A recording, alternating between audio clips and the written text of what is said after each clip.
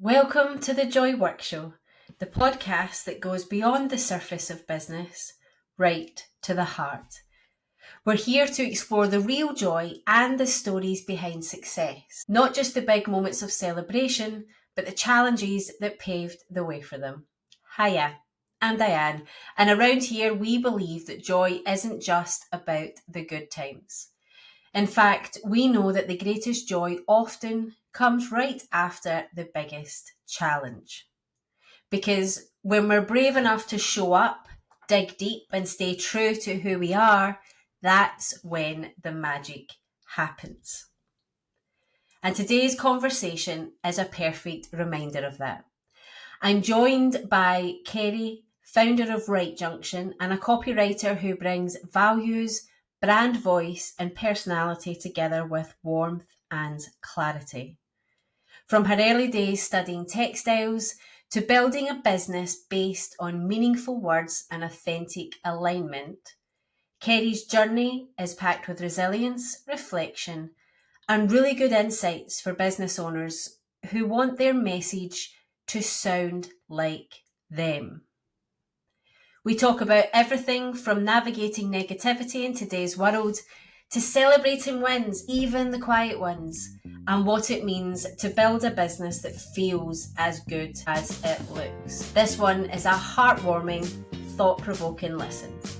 But as always, it's so much better to hear it from the guests themselves. So let's go. Hi Kerry, and welcome to the Joy Work Show. I am so thrilled that you are here. We have even met in real life, which is really exciting. So I know a little bit about you. I know about your business journey, but for those who don't, and for everything else we're going to talk about today, tell us who you are, what you do, and how you got here.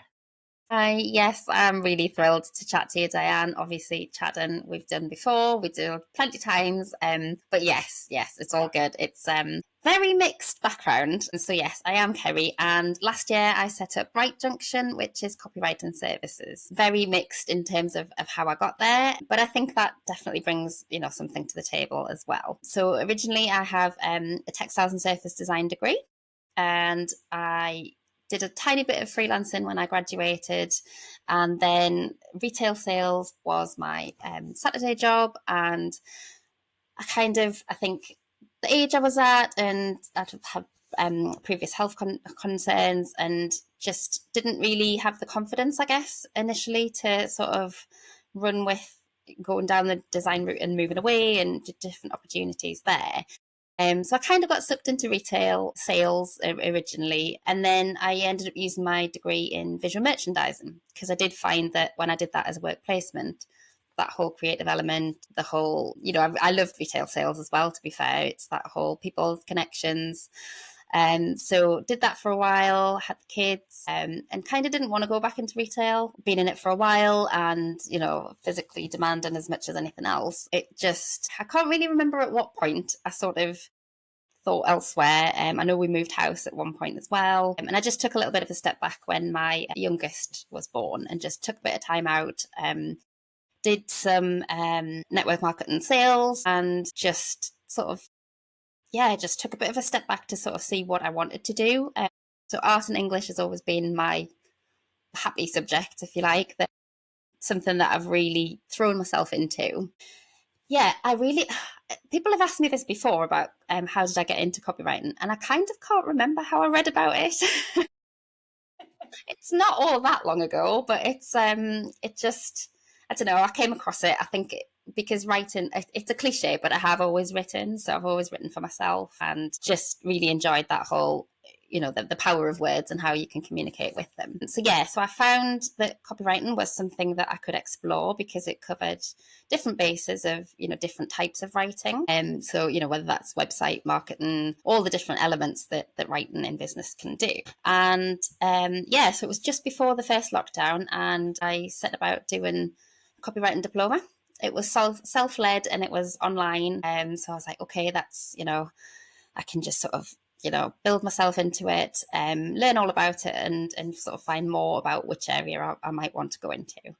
And then obviously lockdown hit and the children were at home, and I was like, I don't think my headspace has quite got there. I don't think I've got that space. to do that as well. So it was kind of a blessing and a curse that it was online and self-managed, because I was like, oh, okay, yeah, I'll just have to park it for a little bit.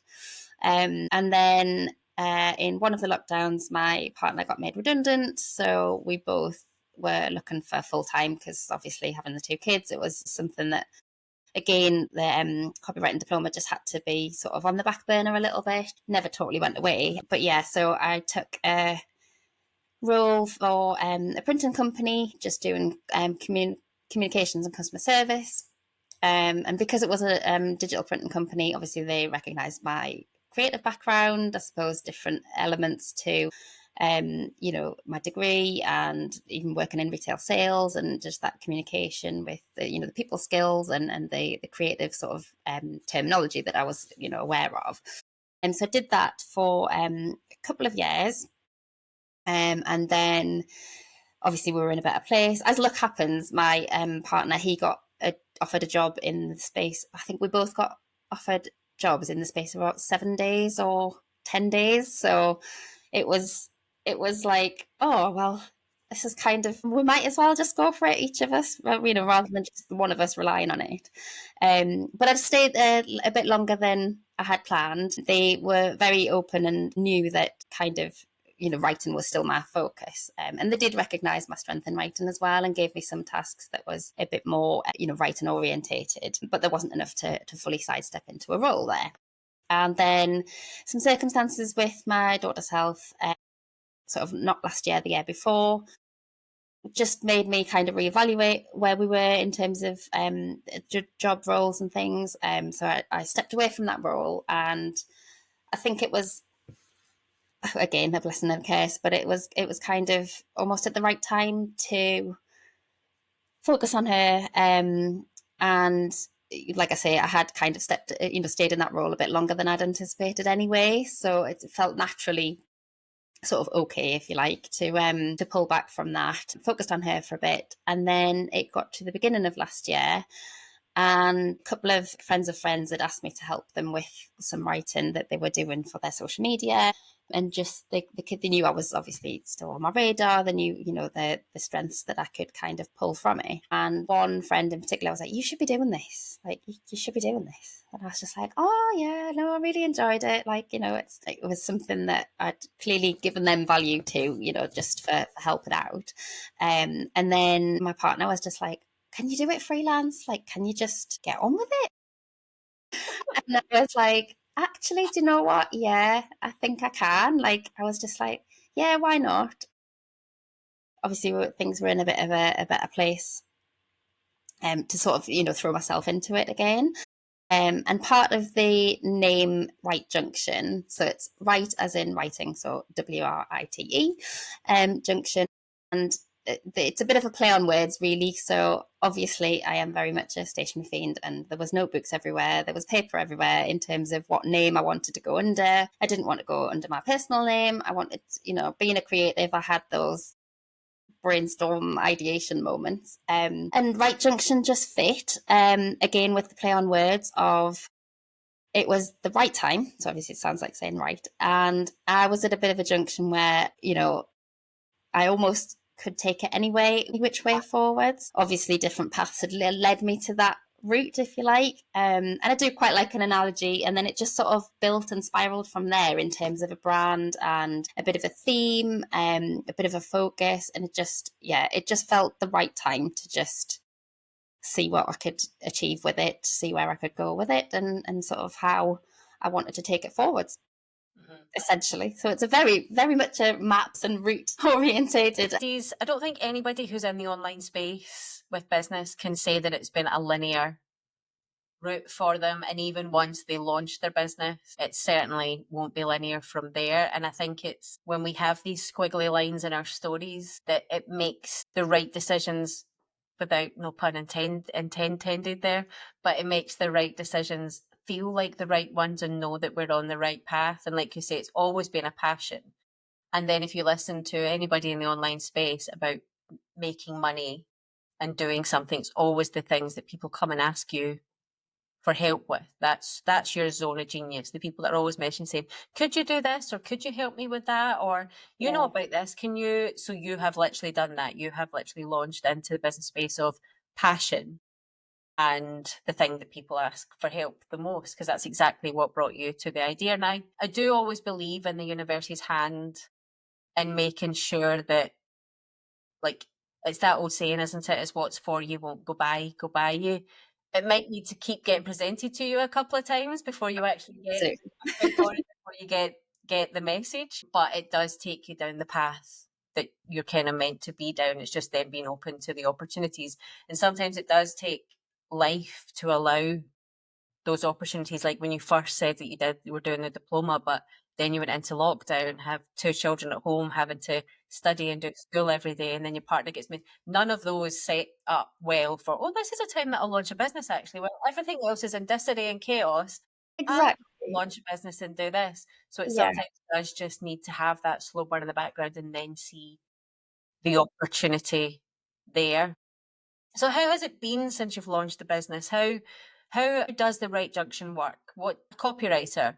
We're sitting here presuming that everybody that listens to this knows very exactly true. Yes. what that means. So, and I've literally just recorded a solo episode about making sure that you're the expert, you know, but not everybody else does. So tell us more about a copywriter. What does that do, and how can it help biz? Yeah, so thank you. So yeah, I totally agree in terms of the elements where you've mentioned that sort of life has its way of, finding things for you and not letting them pass you by.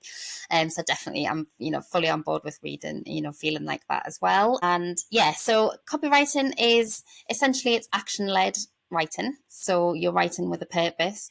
Possibly people have heard a phrase called the call to action, so it's like making the reader have a direct response from what they've read from the written word. And so there's content writing and copywriting. Essentially it sort of streams alongside each other. Content writing is sort of your information based information led sort of instructions or writing, and then content copywriting is a bit more sort of a direct response in terms of possibly like a sales pitch or just having that actionable response. But essentially they go hand in hand. They're very much a part of any form of business. So anything that's written down really has a direct intention, or should have a direct intention, to make the reader take an action from it. So whether that's a thought-provoking action that they, in social media, for example, if they read a caption social media post and they're sort of either compelled or encouraged to click like or take a comment and comment further. Or obviously a lot of people will have all had the sales and marketing emails where there's an offer that's ending soon. They've got a sort of, it's almost that urgency to create a response from it. Buying into a brand in terms of their tone of voice and how they come across is something that's, I guess, essential in business. It's very much sort of, everything has to have an alignment in terms of what you're saying. So it's I do work with my sort of framework of convey, capture, nurture and navigate. So essentially that's having a thought process within the written aspects that you're writing. So whether that's your website copy, whether that's your email marketing, whether that's newsletters or social media, or almost just about any sort of form of writing that comes from whatever industry you're in. Chances are any business, whether you're a solo entrepreneur or whether you're in a team or whether you've got your own business, there's some form of writing that needs the reader to make an informed decision or response to it. So whether they're opening a sales sequence email, or whether they are reading a promotional advertising piece, or whether they're just generally reading a blog article that's very informed based, but it's sort of bringing them into the brand's world, if you like. So yeah, so the framework that I tend to use is the whole, convey, capture, nurture and navigate, just breaking it down into a bit of a process of what you want to actually put out there in the written word, what you're expecting to kind of capture from it. And nurturing along the way is, it's that connection with your audience. So obviously, we all have our favorite brands, and it's that whole know, like and trust, and the familiarity of knowing what you get from that brand, and sort of how the business comes across. different tones of voice, and then navigate essentially is sort of what you're expecting the reader to do from it. So it's having that intentional purpose, to know that, whatever written format that you're putting out there, it's almost all, even sort of content writing and copywriting. People say that copywriting is that whole urgency, it's that push marketing, it's that intimidation, it's kind of, there's a hard sell with it. There really doesn't have to be, in my opinion. Yes, it's entirely up to you kind of how much you sort of enforce it and put it across. But I think even so with content writing, you're sort of informing the reader into something. You're still making that call to action because there's something that's going to come from it. So they're either going to want to know more about the brand, or they're going to want to read another blog post if there's, if it is just, chunks of information and writing reams that they're reading. Or, there should always be some sort of response from the written content that you're putting out there, because it's that engagement, it's that connection, it's that building that rapport with your potential clients or your just potential audience, bringing them into your world. So yes, I think it definitely goes far and wide. And I know that some people have, in the early days, kind of said to me, copywriting, like, I think the word sounds more synonymous with the licensing, copywriting. And a lot of people think that that's, I know that I had one conversation and they're like, oh, what would make you want to go into licensing? And I was like, oh, I'll stop you there. It's not. It's not that. But it's kind of everywhere, but people possibly don't sort of associate it with the word copywriting. Well, I think it's really interesting. And what I find a lot as well, because when I speak to my clients or members of the Joy Work Members Club, working within their businesses, and I'm telling them to think about their content, they'll be like, well, I posted today. And I'm like, that's not what I mean by your content. Your content isn't just your social media. It's got to, is it all aligned? Does your website look? Do you send out emails? Do you have leaflets? Do you have physical things that you send out to people? Do you post on Instagram and LinkedIn and all of those things? Do you have a podcast? All of those things are content, and they're not all necessarily about social media, whereas you hear content and people just think, well, I've posted or I've done this or I've done that, but they don't think about, and then they think about, well, I've not got professional images. And what's lovely about social media at the minute, it seems to be getting back to much more about the words and much more about the captions, and particularly LinkedIn's having great success, and it's much longer captions, and that's what it's storytelling. It's, so your content isn't just your social media. Your content is everything that your customer sees within your business as your content, the words, the pictures, and I think that's where people is going to get, I think it's going to become clearer again, but I think it did get quite muddy what people thought content and copywriting were from that point of view. And they think copywriting, if they understand it from a point of view that it's words and not like the legal side of it, if they understand that it's words, but they think, well, I'm not corporate, or I don't need a copywriter to write my website, or I don't need that. And it's actually not that. And the power of the word is that the tweak of a difference of one word can mean that your sales page converts or doesn't. Yes. Yeah, absolutely. It's that whole messaging, what are you trying to achieve from how you're compiling your words? Because obviously, yes, if you sort of, I guess, go back to school days and you're told to, formulate something in a bit of a certain way or a certain structure, and then everyone gets so hung up on that kind of, but it's, grammar. I mean, yes, obviously grammar is important because that's definitely, part of it, but it's, it's sort of that fine line between not getting hung up on how it's structured or how, like you say, corporate, or how like tight and rigid it needs to kind of be or come across as, just to sort of meet your audience where they're at almost. It's sort of definitely, yes, there's potential to, lead into sales or lead into client conversion, but it's kind of meeting them where they're at, definitely sort of embraces their I suppose authentic, like the reality of, they're able to resonate with you if it's sort of something that whether they realize they need it yet or not, or whether that's something that kind of comes down the line. It's like, if you're so, I guess, if you're so involved in what your target audience needs, where they're hanging out, what they're sort of expecting from you, it's that whole like write like a reader rather than write like a writer, if that makes sense. You absolutely do need to do that. And it's so weird that solo episode I've just recorded before this was called Align with Your Customer. Wow, So yeah, okay. there's a lot of alignment there. So I'm just like, oh, this is literally what I've just spoke about myself. But it is so important to align with your customer. It is so important to have that in your business, because like I said to you about tell us what a copywriter is. We're sitting here talking about copywriting because we understand what it is, but so many people don't. We only know what we know, and we don't know what we don't know, and we don't even know what we don't know yet. So it's that thing of when you're talking to your audience, you have to forget that you're the expert in whatever you're talking about. And you really need to do it in layman's terms. But layman's terms can be fun and compelling and exciting and great to read. And your audience will feel informed rather than feeling patronized. Yes. But, coming from somebody who is like an expert. So, but too many people talk like the audience should already know who they are, should already know, and you don't know when that person has come into your audience. You don't know when they've looked at you. And I'm not talking social media. I'm talking anywhere you exist, anywhere that you talk about what you, when they come across your website, when they come across a sales page, when they come across your social media, when they come across an email, whatever it may be, what are you telling them? Are you telling them that you're at step 7 when they're still at step 1? You have to really think about who it is you're talking to and what they're going to get from you. Because every time they're watching you, they're thinking, well, why am I watching this person? What is the benefit to me? What am I going to get? That's what we do as human beings. And it doesn't always need to be monetary. It doesn't always need to be a thing, but they need to be getting something.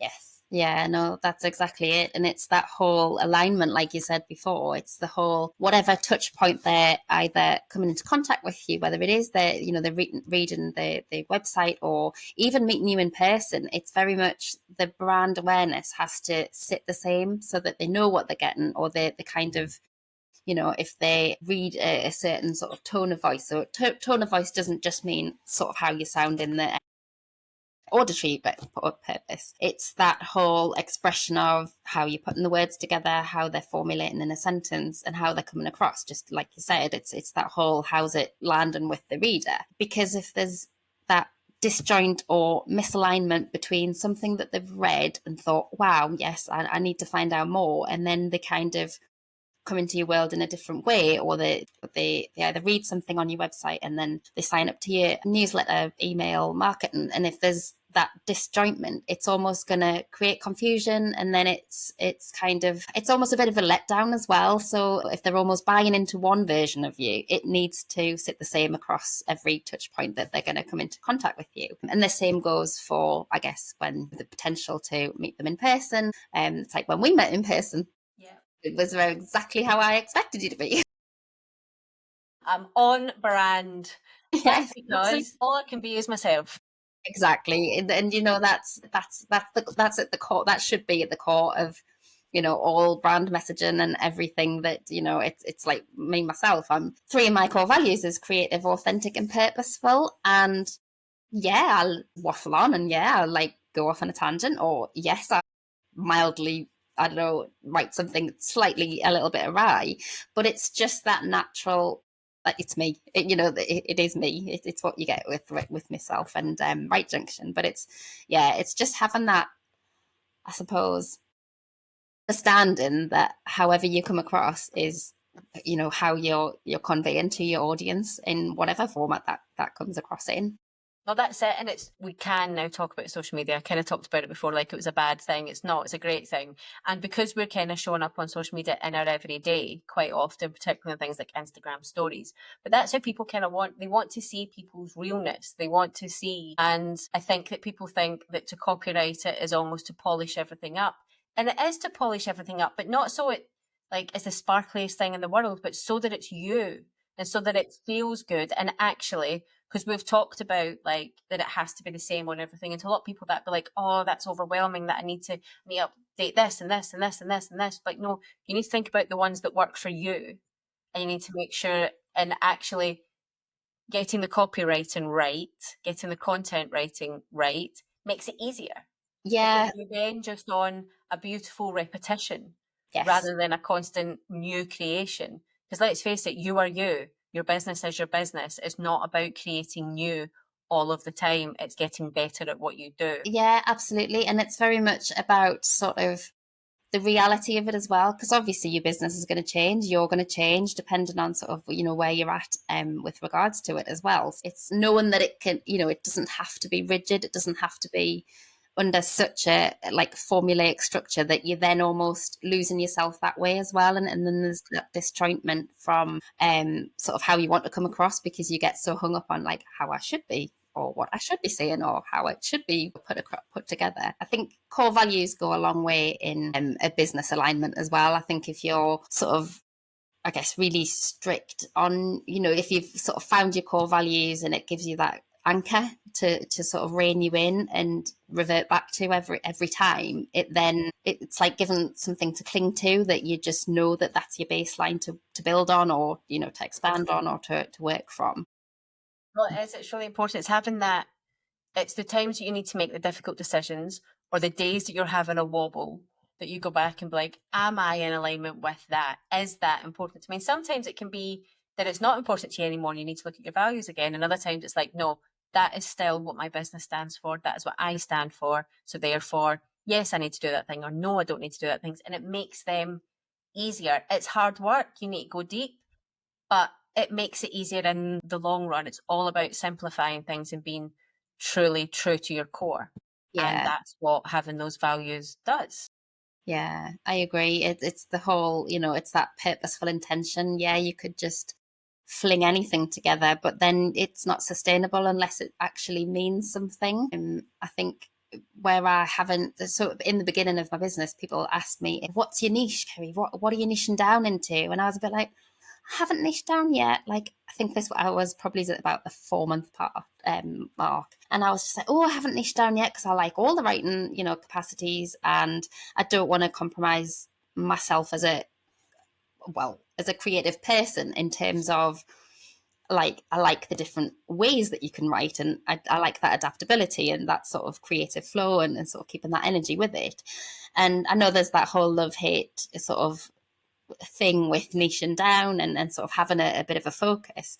But I was very strong, really, from the beginning, I guess, and definitely from that conversation onwards, that I was a bit like, well, actually, I'm so strong on my core values of creative, authentic, and purposeful. It's as much as me as a person as it is the energy I bring to my client work, or, you know, any meetings and connections and communications that I have. And if that's what my potential client or connection is interested in, if that's what they want, sort of, if that's the dynamic that they're looking for to build on, obviously not, there's a lot more to it than that, but you know, if there's an alignment there, that's kind of my niche to play to. It's sort of, you know, the kind of people who will like the way that I work, or like the approach that I take to working with them, or, you know, anything that I'm tasked with writing. I think that's where my sort of alignment goes, rather than, yes, I have niched down and Kerry does this, and it also slightly sets me apart in some ways as well, because I'm not afraid to say, well, actually, I haven't niched down. It's not to say that I won't in the next, you know, 1-2 years. It's not I about being think so, you know, strict in that respect. It's more just finding my feet, and being where I'm at, sort of. I think you're allowed to ebb and flow, and you're allowed to change your mind as well. That doesn't discredit anything that Yes. came before it. And I think that so often we're told to niche down, and I haven't niched particularly. And as a business strategist, it's difficult because you could literally work as long as somebody's got a business. But like you, I am true to who I would work with, what I would do, what that would do for my business, how I work with people. Because Yes. ultimately, at the moment, having 2 young kids, I'm time poor. So I can't just do anything for anybody at the drop of a hat. So it's more about how I work with those individuals, and what type of work I do with them, and the values that I have within my business, like you. And I've been told multiple times that if I specifically went out and said that I worked with women or female business owners, I would make a lot more money. Whilst I attract a mainly female audience, which isn't on purpose, I've just built a brand that feels good for me and the way that I want to show up. I don't want to say that I only work with female founders or women, because I have communities that I want to be open to all, and so I don't want to. And there is women communities out there who then say they are allies to the LGBTQ, to the trans community as well. But I just wanted to be open to all, because yes, there's lots of different characters, people I wouldn't want to be into my world, but I don't think I'll attract them, or I won't attract them for long. So I've never been comfortable with fully niching down. But that, like, as to say, that doesn't mean that's not going to change. Yeah. That doesn't mean that something happens in my business when I think, no, this is the time I now need to do this for whatever reason. And like you, if you put out there that you only worked with vegetable shop owners, you might suddenly become the go-to person for vegetable shop owners, and you might see success in that. But is that going to bring you the fulfillment that you have and the joy that you get from your business, and really get into that passion? And does that align with your values? So I think it's really important just to be true to yourself, but that doesn't mean that you might find in 12 months' time that you get great success for a niche and you find yourself working with those people. And of course, that's when we're going to start speaking about that, because that's the transformations, that's the testimonials, that's the reviews. And that might be when you say, actually, I only work with these people because that's who need me, want me, and value my service. And then that will be your niche. But you aren't there yet. So why Yeah. do it? Yeah, I agree. And it's that whole, obviously life and business, there's only so much that you can predict. So it goes the same with the open conversations that you might then have with a connection, and that whole ripple effect that might change down the line. Just I'm very open to all kinds of conversations and all prospects of, again, it sort of, it almost harks back to the right junction naming, that it can go different routes and it can still evolve, and it's still meets its path where it's going to go. But yeah, I do think that, like I say, I'm open to the prospect that I might want to niche down. But like you were saying, it's that whole kind of don't have to, while things are still evolving, and me as a person in it, and I don't want to hinder myself by jumping on something that I should do just because there's a lot of conversation about it, or because someone's had that conversation. And it's perception, and each to their own. They're allowed their opinions or what's worked for them, or finding an avenue that kind of sits well with what they want to do. But I think that it's healthy to have that open conversation of different ideas, because they can lead into other things. But it's also healthy to stand your own ground of, be your, yes, you don't have to stay in your own lane, but as in, kind of, it almost sets you a little bit apart if there is that slight juxtaposition of a conversation that Having boundaries, isn't it? But what your values give you is having those boundaries of, well, I wouldn't work with somebody that doesn't align with these values. And really early on, I had to say no to a client. I was working with them, and I put a proposal together, and they tried to hustle with the money and what they were going to pay me. And eventually I was just like, I can't do this. And at that moment in time, even the money they were then offering, which was lower value than what I put the proposal together for, I needed that in the business at that point. But I knew if I took on that work, that all the other plans I'd had for like quarter 1 of the following year wouldn't have been able to happen, because I would be facilitating so much in their business at that point, which, had they accepted the first proposal, would have been worth it to me. But all of a sudden it was like, okay, everything else is going to be put on hold. I'm not going to be able to take on another one-to-one client because of it. And I had to just hold my ground and trust that it was all going to work out. But that was a boundary. That was an understanding of what I wanted for my business, how I wanted it to go forward. And while that would have been short-term gain in my bank balance, it would have been long-term suicide in my bank balance. So Yeah. it was a really difficult decision to make. I think I was only 2.5 months, 3 months in, because it was before the Christmas, and I launched in this September. But I just had to say, and we carried on the contract for the work I had been doing for another 8, 9 months. So I still continued to work with them, but I was like, I don't have the capacity to do it at that price.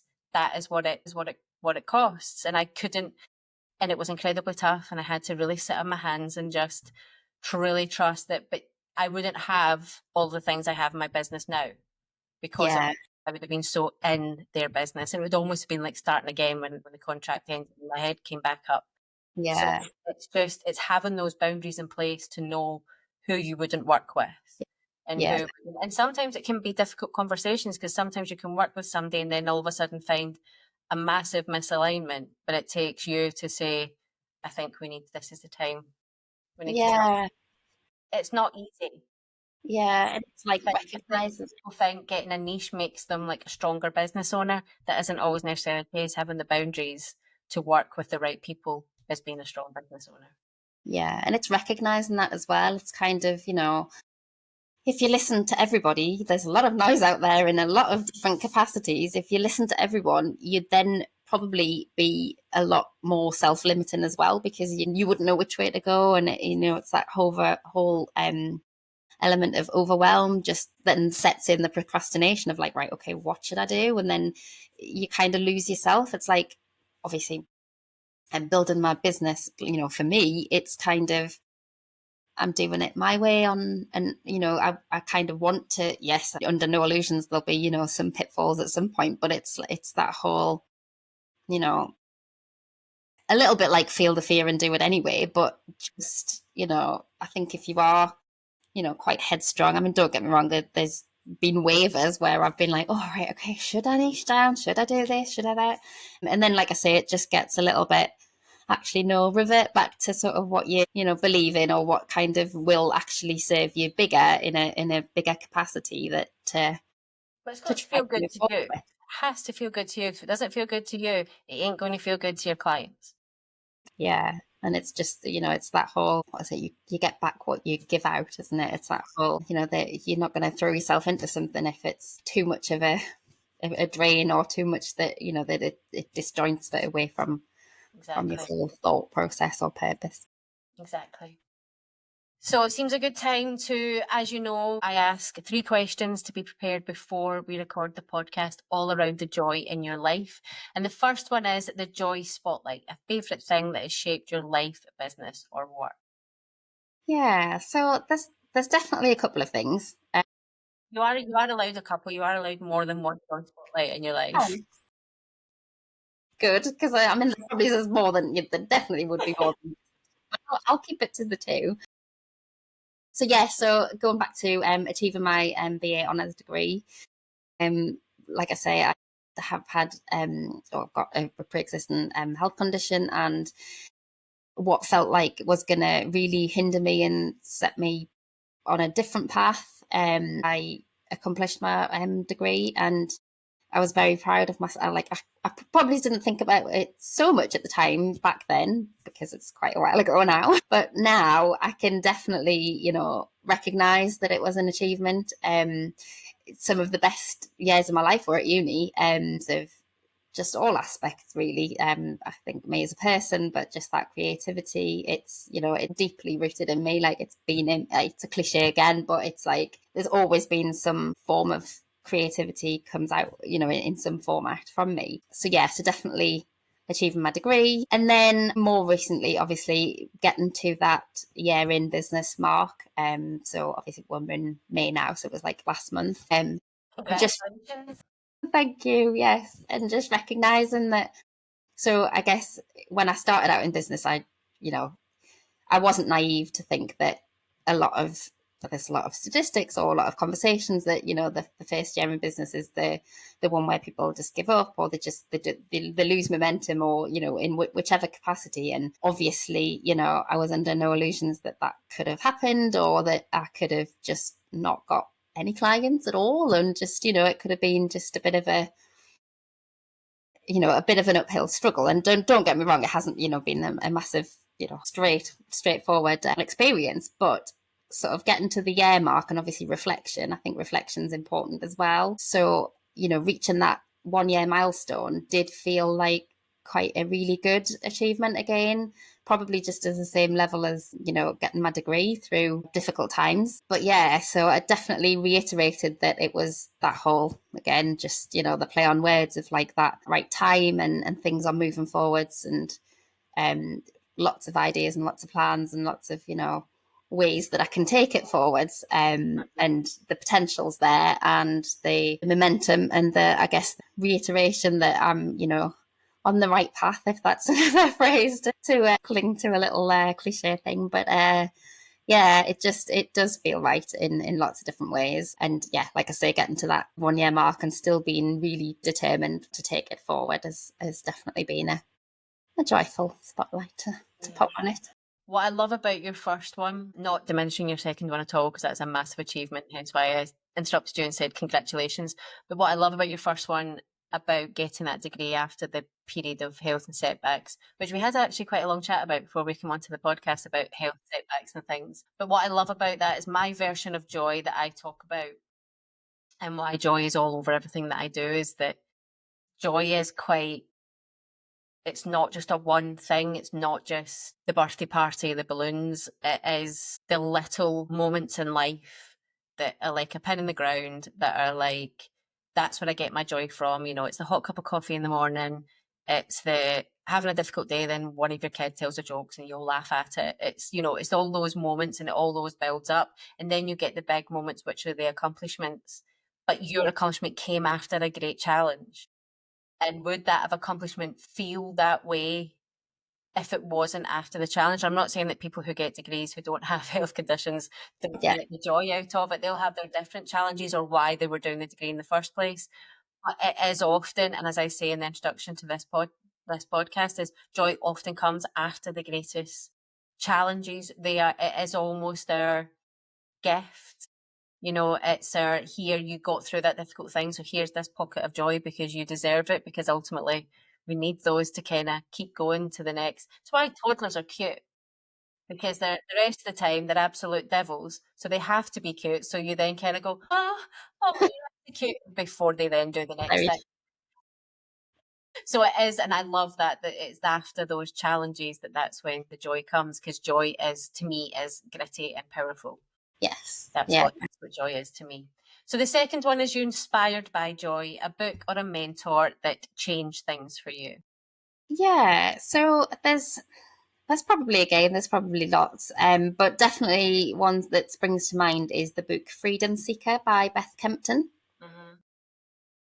So I found Beth Kempton in, I'm pretty sure it was lockdown around about that time, listened to our podcasts, found her books, and in fact all of our books really, because there's, you know, she's a Japanologist and she's an incredible writer. I just find, you know, her actual written content is really inspiring as well. But I've seen, so she's got like courses and she's just like writing sanctuaries and all of that kind of thing. And just, I guess it's that whole brand awareness thing. It comes back to it again. So like in every sort of touch point that I've recognized that she's there, whether she's been on socials or in our books, as an author capacity and in the deliverance of the workshops and things, she's just got such a presence that's really inviting, and just, it's that heart-led approach as well, which, you know, definitely resonates with me as well. But yeah, I mean, I think it's, well, I'm pretty sure it's her fault that I now want to go to Japan, but like, Her it's fault. my bucket If list. I But end up in Japan, it was her fault.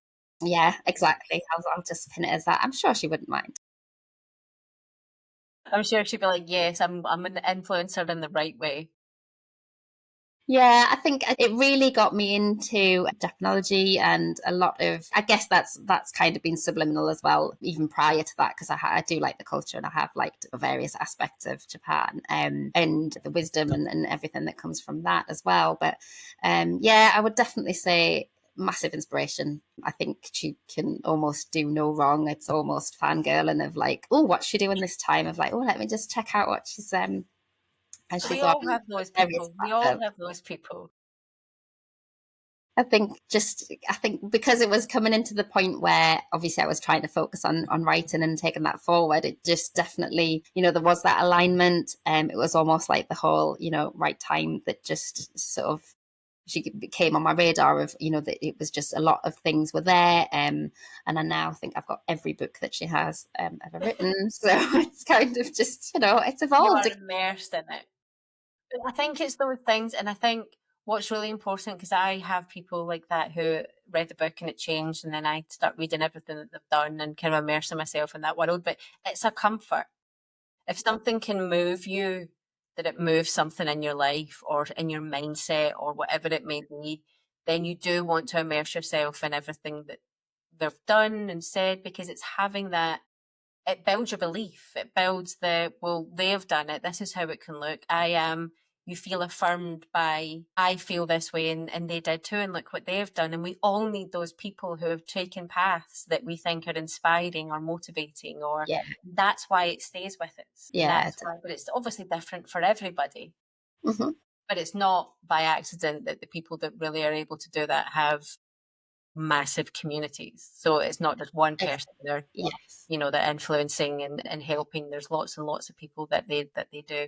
So, but I haven't heard of Beth Kenton, so guess what I'm going to go and do next. She does a Christmas podcast as well, which is it's just a delight. Honestly, it's called The Calm Christmas, and it's like, is it Calm Christmas? Oh gosh, now I'm doubting it now. Whatever it is, anyway, it's a Christmas.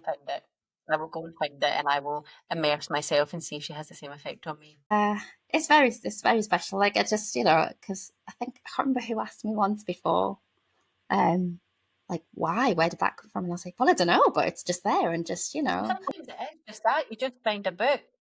Before children, I used to love to go to like bookshops and I would just find a book that, I like that cover. I'll read the blurb. That sounds interesting. I used to just pick books up, and I found the most wonderful books that found some absolute atrocities too.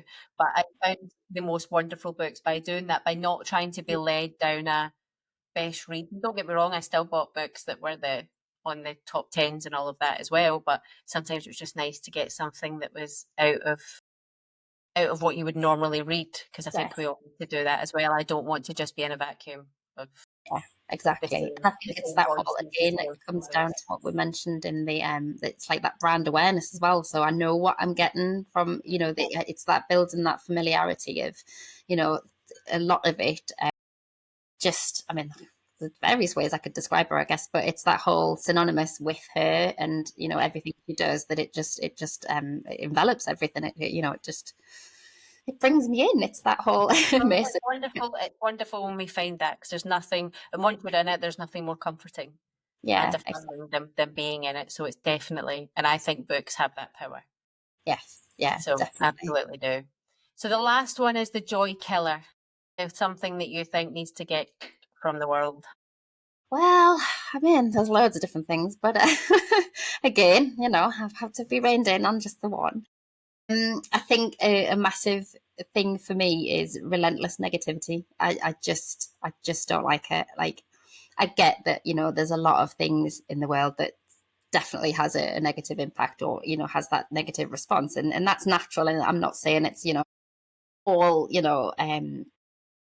not everything is sort of rosy, and not everything has to be, but it's that just relentless negative vibes, or just focusing on negativity that just feels a little bit just flattening. Like, it literally just flattens me, and I find like I have to do the polar opposite if I've been around negative people. It's that, like, there's an adage or a cliche somewhere on it, but it's that whole, like, you have to almost do the polar opposite to what you're subjected to. But relentless negativity, I'm not a fan. It's the one common theme when I ask people the joy killer question, and everybody phrases it in a slightly different way and takes a different kind of angle into it. We've had one who've talked about radiators and drains. The other guest episode I recorded today talked about kind of the lack of positivity, or the sitting in the world of lack and that type of thing. But it's the one thing that comes up, and it's not always just in the joy killer question. It comes up a lot in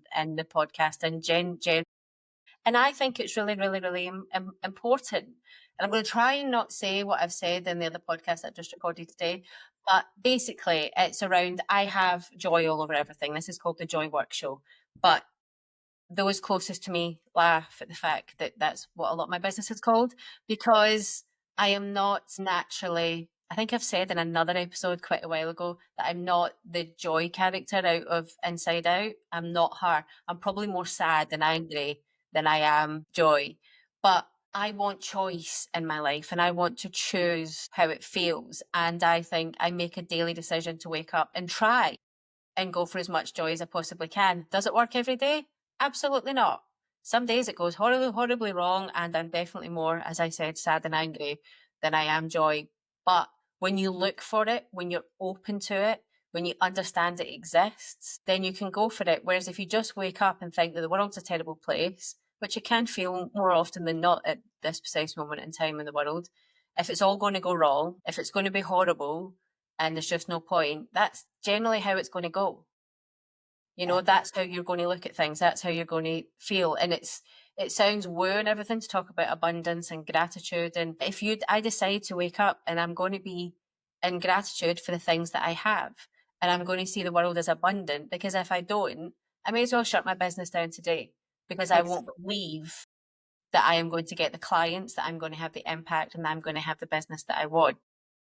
So it is a choice to be that. And it doesn't mean that we don't have difficult things. We've both spoke about health conditions. I'm currently sitting here on painkillers and a heat pack on my back. But there's still been lots of joy today. There's still been some really lovely things. And it's only 10 to 2. Yeah. And there'll hopefully be lots more joyful moments today, but it's the moments. People expect that it's going to be all singing, all dancing, all of the time. And it's not. And those people that you want to be, that you think have it good, it's not for them either. They're just sitting in a place of being much more thankful for what they have. And that's what gets rid of the negativity. Yes. And in the online space, there's a lot. There's a lot of just complaining and moaning rather than doing. And it doesn't mean that you're not having a hard time or that things aren't just a bit rubbish, but you can sit and complain about it, or you can try and change it. And that's the difference between people who do and people who don't. Yeah, absolutely. That's it. And like I say, I'm not, it's not that everything has to be this whole rosy, pillar of sort of positivity. But you're right. It's that whole, what you choose to focus on gets you further. Can only, I suppose, broaden your outlook on things if you choose to, find those little moments. And like you say, it doesn't have to be anything massively grand and gesture. It doesn't have to be, the extreme of the massive stuff. It's just those little points of it's like a client I've previously had, she calls her to-do list a to-da list, because she's like, it's just that reframing little things of, that just, it kind of has that, again, like we said before, that whole ripple effect that just has that, capacity to probably take you further and just, have that better outlook if it's, something that you can cling to that's a little bit more, well, positive, obviously, but just the...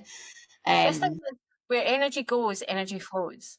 Yes. So these people are sitting in negativity, want things to change, but all they're doing is spending their time complaining about it. Yeah. And I always say, we're all allowed to have a sad moment. We're all allowed to sit and dwell in it.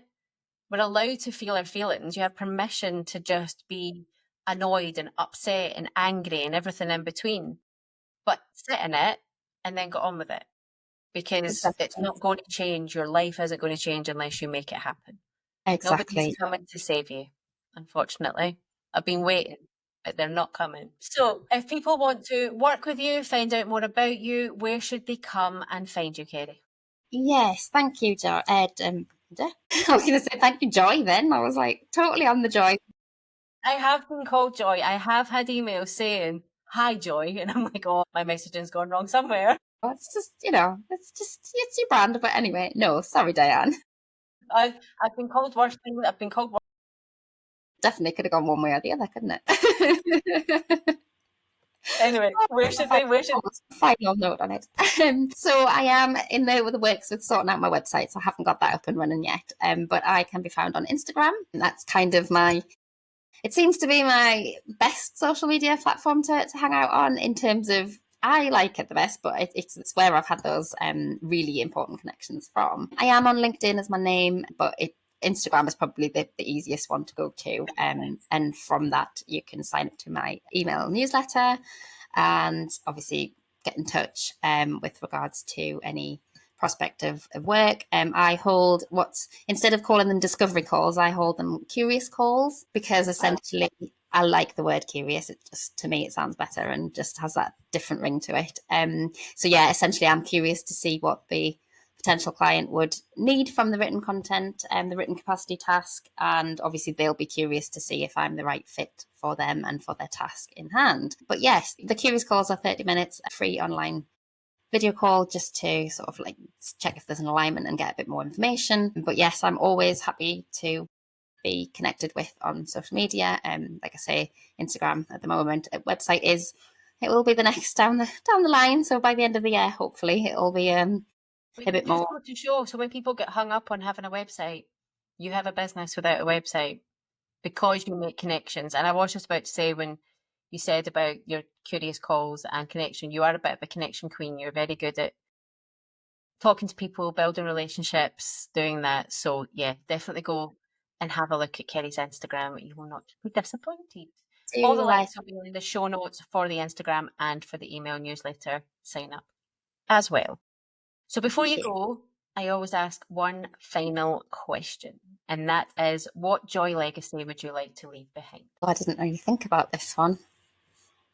Probably just that sense of positive connection. I think that kind of almost sums me up a little bit, I hope. Definitely with the vibe of creative, authentic and purposeful, to have that across. Absolutely. It is you in buckets, I promise you that. Yes. That'll be a lovely place to finish it, even though we could talk for hours. We know we could talk for hours, but we do know this. Podcast and people will listen for X amount of time. So I will finish it there. Thank you so much for joining me today, Kerry. I really enjoyed it, Diane. It's been lovely. Thank you. Thank you. That was such a powerful and quietly confident and joyful conversation with Kerry. Proof that strength doesn't always roar. Sometimes it shows up as alignment, authenticity, and the quiet confidence to do business your way. Here are my 3 biggest takeaways from this episode. Number 1, that your values shape your voice. And the clearer you are on both, the easier it is to attract the right clients and feel proud of what you put out into the world. Always having the ability to show up because you're always showing up as you.